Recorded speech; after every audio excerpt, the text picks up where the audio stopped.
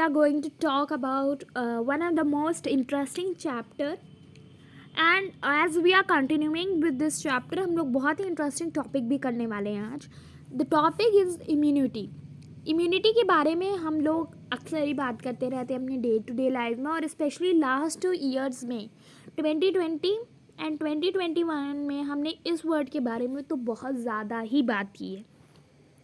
तो अब हम लोग इस वर्ड के बारे में एक्चुअल में समझने जाएंगे, क्योंकि हमारे सिलेबस में ये चीज़ दी हुई है. So we will be interestingly knowing about this thing. So what is immunity? First question यही आता है कि एक्चुअली में इम्यूनिटी होती क्या है, right? So immunity is ability of body to fight the disease causing organisms. यानी कि हमारी बॉडी में जो भी ऑर्गेनिज्म आते हैं, दैट इज़ यहाँ पे ऑर्गेनिज्म क्या है? पाइथोजेंस. क्या है? पाइथोजेंस हैं. तो ये पाइथोजेंस हमारी बॉडी में जब एंटर करते हैं तो इनसे जो हमें हमारी बॉडी को रेजिस्टिविटी करनी होती है, इनसे जो लड़ना होता है हमारी बॉडी को प्रोटेक्ट करने के लिए, उसी पावर को हम कहते हैं इम्यूनिटी. ठीक है, सिंपल सी डेफिनेशन है, बहुत इजी है.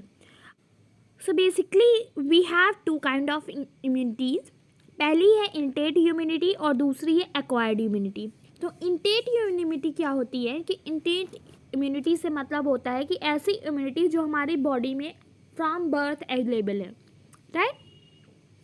सो हमारी बॉडी में ये सिंस बर्थ अवेलेबल है. जो छोटा बच्चा पैदा होता है उस टाइम से लेकर हमारे लास्ट स्टेज ऑफ टाइम तक हमारी बॉडी में ये इम्यूनिटी प्रेजेंट होती है. सो यहाँ पर हमें कुछ बैरियर्स दिए हुए हैं, 4 kinds of barriers which come under innate immunity. तो let's see first of all those barriers. पहली है physical barriers. Physical barriers are like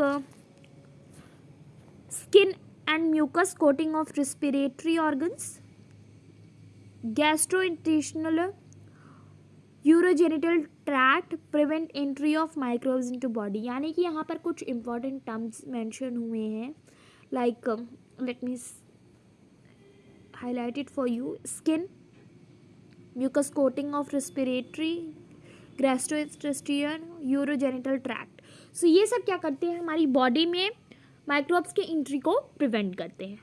अब हमारी बॉडी में कुछ साइकोलॉजिकल बैरियर्स भी प्रेजेंट होते हैं. What are those psychological barriers?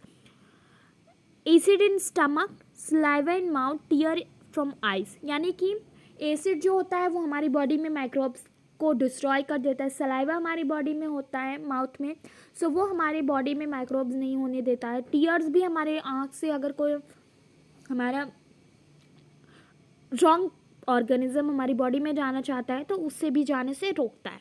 सो ये है साइकोलॉजिकल बैरियर्स. सेलुलर बैरियर्स की बात अगर हम करते हैं तो सेलुलर बैरियर्स क्या होते हैं? सेलुलर बैरियर्स होते हैं ब्लड्स में जो ल्यूकोसाइट्स प्रेजेंट होती हैं, right?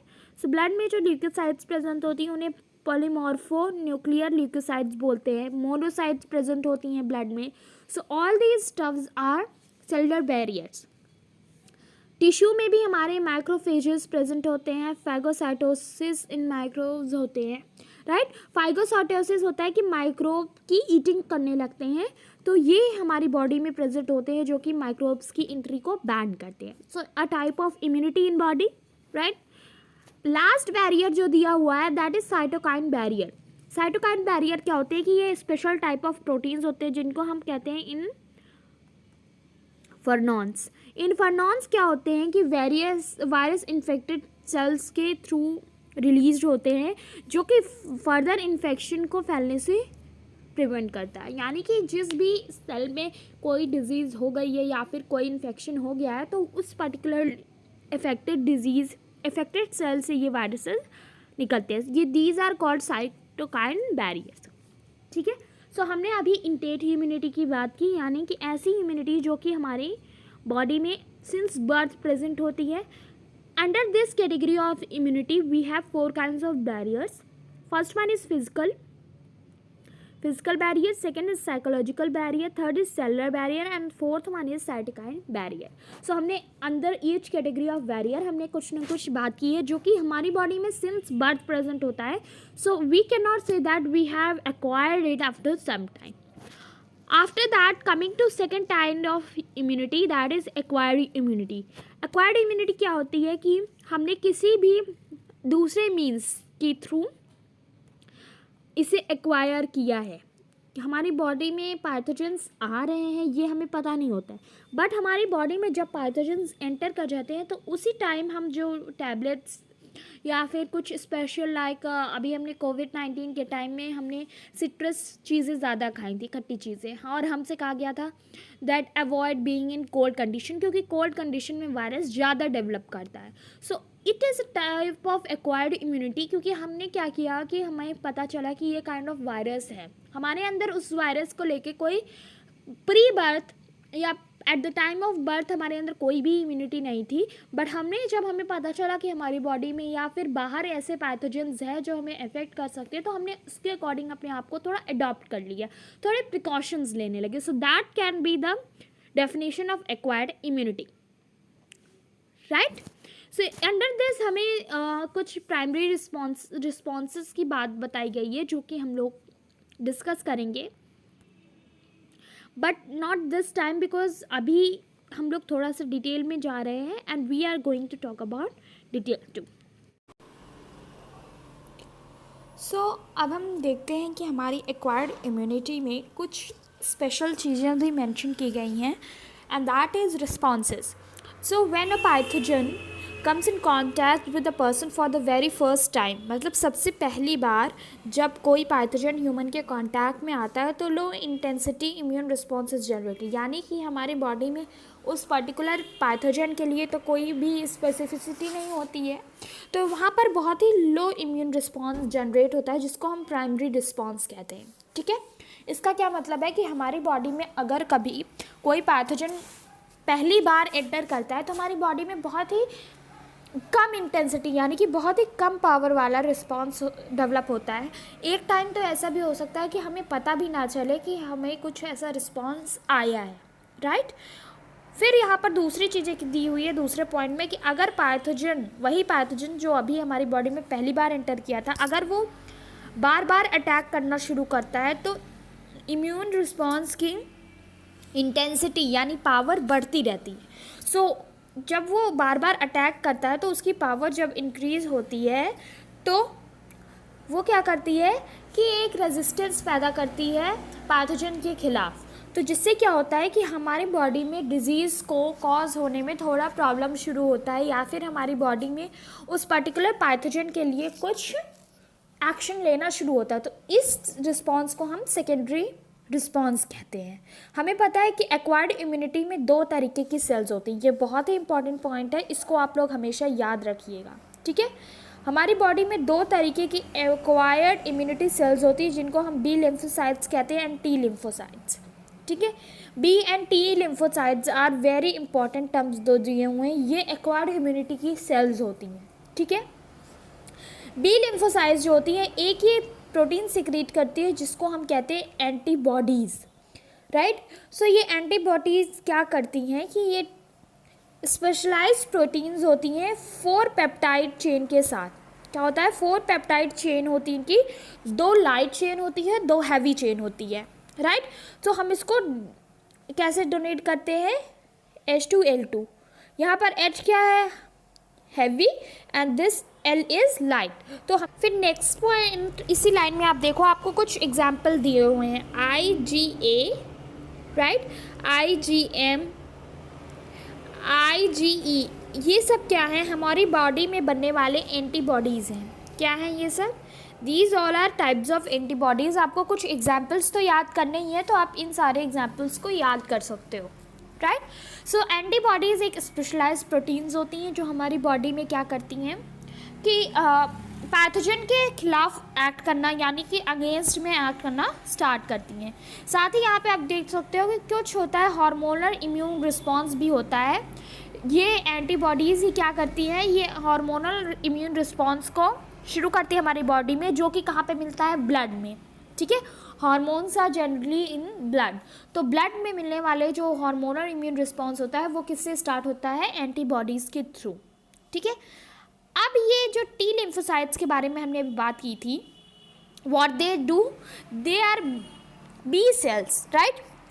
They help B cells, यानी कि ये जो टी होती हैं, टी लिम्फोसाइट, ये हमारी इस बी लिम्फोसाइट्स को हेल्प करती हैं किसमें, एंटीबॉडी प्रोडक्शन में, राइट। ये क्या करती हैं यहाँ पर, जब ये हमारी बी सेल्स को हेल्प करने लगती हैं तो ये एक सेल जनरेट करती है, सेल मेडिएटेड इम्यून रिस्पॉन्स। तो ये हमारे T lymphocyte cell mediated immune response को शुरू करती हैं, राइट। और इस रिस्पॉन्स की वजह से क्या होता है कि हमारी बॉडी में कोई ये हेल्प मिलती है कि वो self and non self cases को समझती है, या फिर वो देखती है कि हमारी बॉडी में रहने वाले पैथोजेंस कौन है, सेल्फ पैथोजेंस, और बाहर के नॉन सेल्फ पैथोजेंस कौन है। तो ये क्या करती है कि रिजेक्शन का काम करती है, हमारी बॉडी उसके जो नॉन सेल्फ पैथोजेंस होते हैं उनकी बॉडी, हमारी बॉडी उनके अगेंस्ट काम करना शुरू करती है, जिससे कि एंटीबॉडीज़ जो हमारी बी लिम्फोसाइट्स बना रही है उनके साथ मिलकर ये हमें रेजिस्टेंट प्रोवाइड करते हैं, ठीक है। सो ये दोनों जो लिम्फोसाइट्स हैं, बी एंड टी लिम्फोसाइट्स, इनका वर्क बहुत ही इम्पॉर्टेंट है। Coming to another point, that is difference between active immunity and passive immunity. Active and passive immunity is one of the important topic जो इस चैप्टर में आपको दिया गया है, ठीक है। सो इस टॉपिक को बहुत ही इंपॉर्टेंट से पढ़ना है आप लोगों को, बहुत ही ध्यान से पढ़िएगा, बहुत ही इंटरेस्टिंग टॉपिक है बट इम्पॉर्टेंट भी उतना ही है। तो पहले हम एक्टिव इम्यूनिटी की बात करते हैं। एक्टिव इम्यूनिटी क्या होती है? एक्टिव इम्यूनिटी होती है कि ऐसी इम्यूनिटी जो कि किस में डेवलप हुई है, होस्ट में डेवलप हुई है और किसी एंटीजन के अगेंस्ट में वर्क करने के लिए। अभी मैं आपको बताऊंगी कि एंटीजेंस क्या होते हैं, यानी कि हमारी बॉडी में, किसी होस्ट की बॉडी में जो इम्यूनिटी, एक्टिव इम्यूनिटी होती है वो खुद से डेवलप होती है नेचुरली, और वो क्या करती है, एंटीजन को रिस्पॉन्स करती है, ठीक है। Immunization and body naturally getting immune to a microbe that had caused infection previously are examples of immunity. Immunization क्या होता है? वैक्सीनेशन को हम इम्यूनाइजेशन भी कहते हैं। वैक्सीनेशन के थ्रू, टैबलेट्स के थ्रू जब हम अपनी बॉडी में कोई इम्यूनिटी डेवलप करते हैं, so we call it as immunization. So ये इम्यूनाइजेशन वो चीज़ हो गई।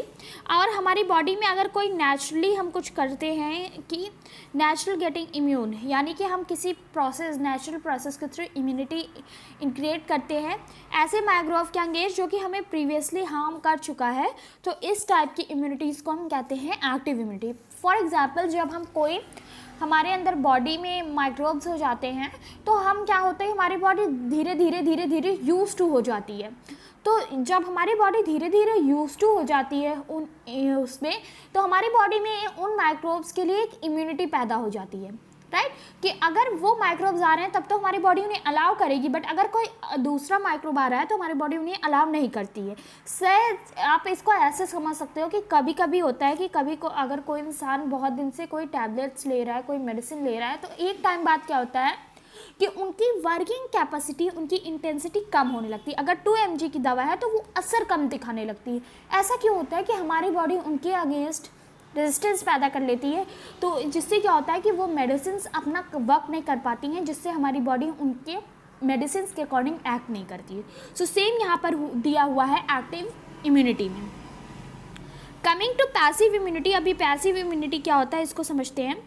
रेडीमेड एंटीबॉडीज़ जो होती हैं, अगर उन्हें हमारी बॉडी में इंजेक्ट किया जाता है, रेडीमेड एंटीबॉडीज़ को किसी इंडिविजुअल के अंदर किसी भी फॉरेन एजेंट्स के अटैक से उसे प्रिवेंट करने के लिए, तो ऐसी इम्यूनिटी को हम पैसिव इम्यूनिटी कहते हैं।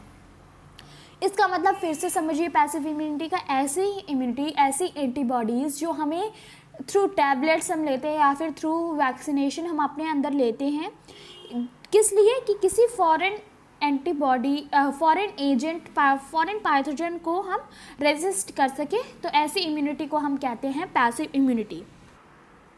सो colostrum present in mother's milk contain IgA। ये IgA क्या है? एंटीबॉडी है। क्या है ये? एंटीबॉडी है।